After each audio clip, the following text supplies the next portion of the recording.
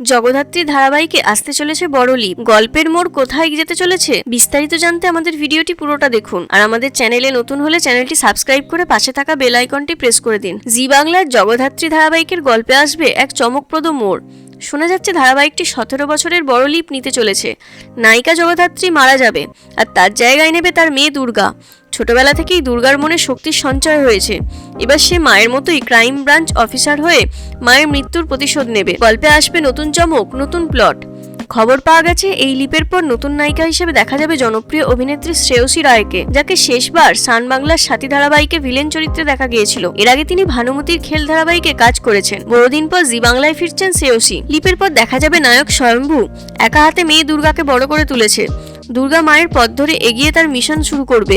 মায়ের মৃত্যুতে যে দুর্গার জীবনে গভীর প্রভাব ফেলেছে সেটাই গল্পের প্রধান টুইস্ট। জগদ্ধাত্রী ধারাবাহিকের এই বড় পরিবর্তন দর্শকদের কতটা টানবে সেটাই এখন দেখার।